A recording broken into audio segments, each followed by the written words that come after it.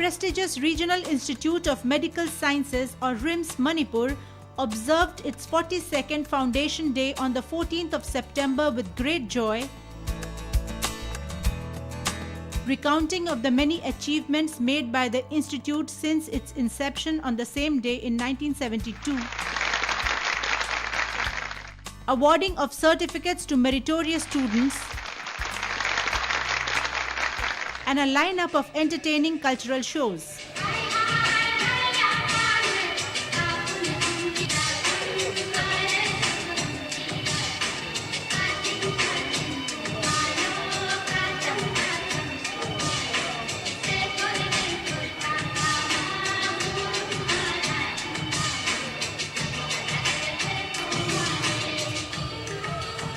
An institute funded by the Ministry of Health and Family Welfare, RIMS has rendered yeoman service at par with any top national level hospital like AIIMS in Delhi or PGI in Chandigarh, despite the many disturbances in the land. In fact, certain militant groups like KCP Maoists had even demanded that the Foundation Day function be cancelled.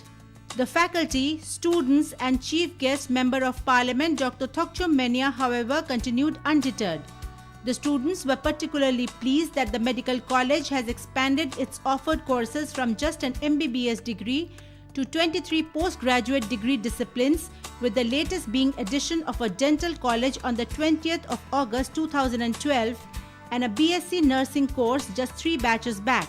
The excellence of the institute is substantiated by the fact that students from all over India vie with each other to study here.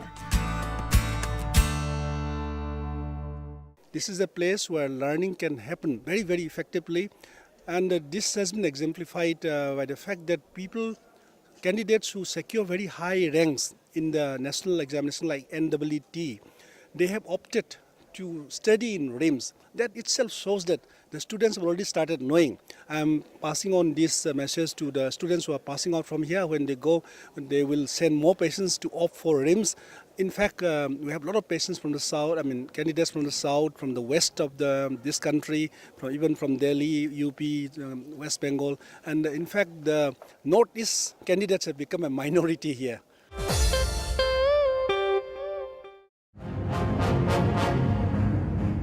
Showing their inhuman side once again, militants of Manipur carried out 2 separate bomb blasts in the state, killing 9 innocent daily wage laborers and injuring over 20 people on the 13th of September. The most deadly of the 2 blasts took place at 7:30 p.m. at a makeshift shed constructed over Naga Nala at Khuathong area. All the 9 deceased are non-local construction workers from Assam. The dead have been kept in the RIMS mortuary, while the injured are being treated at RIMS Hospital and Shija Hospital. The state administration has announced an ex gratia of Rs 4 lakh each for the people killed, Rs 50,000 for the severely injured victims, and Rs 10,000 for victims with minor injuries. Deputy Chief Minister of the state, Shri Gai Khangam, personally supervised whether all possible medical help was being given. Besides, protection is being given to over 163 other non-Manipuri laborers who have been housed in a dharamsala. Innocent oiba nongmagi jibika tan le ko halu kari kan ko problem se kari kan ni I think I cannot imagine this. Something unimaginable. And I see masi matung mamauda matung manaw to we gunu han kun taw ni this is the basic dasta the ekne sim pang de thabak ni. Meanwhile, people of the state from the young to the elderly have condemned this attack as a blot on humanity. Nahangi Khoyathong da mi mapan leigi da baju yam nongai jate masi mioi bagi mioi ba moina mioi ba ma da tawpham thokte khalli matung da ju tawdana ba mi punamakta wa na thoktana ba hona bi haijaning. The same day also witnessed another blast, this one at the edge of the popular high school complex at Khurai, Imphal East at 10:30 am. The blast, which broke the glasses of a parked auto rickshaw, also injured auto driver Ningtho Khongjam Romain. Underground group PLA has claimed responsibility for the attack, saying it was meant as attack on Assam Rifles personnel on duty around the spot. The police have picked up 2 suspects in this case. The police have also picked up Laishram Gunamani, the so-called chief of the army staff of underground group KCP Nongdrem Khomba, for trying to extort money from a government official with the help of a revolver, 3 cartridges and a mobile phone. Ironically, KCP-N, Gunamani's group, along with the culprit himself, had signed a suspension of operations agreement with the central and state government on the 9th of September.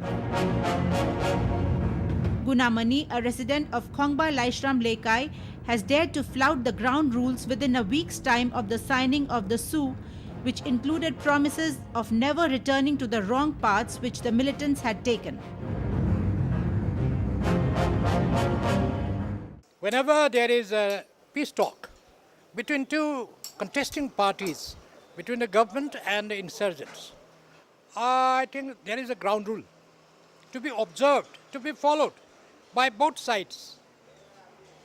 And I don't think that collection of taxes by an underground outfit, which is in the peace process and which has signed the ground rule concerned, can so openly come out to the public that their taxes should be paid. This is very strange thing. I don't know what the government of India is doing. The government of India should respond to it.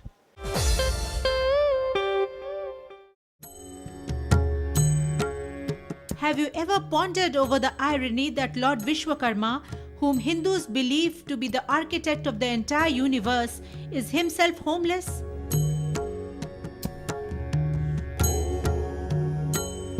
Well, this small Vishwakarma temple in the foothills of Nilachal Hills in Guwahati, Assam, is the only temple dedicated to Lord Vishwakarma in the whole of the Northeast.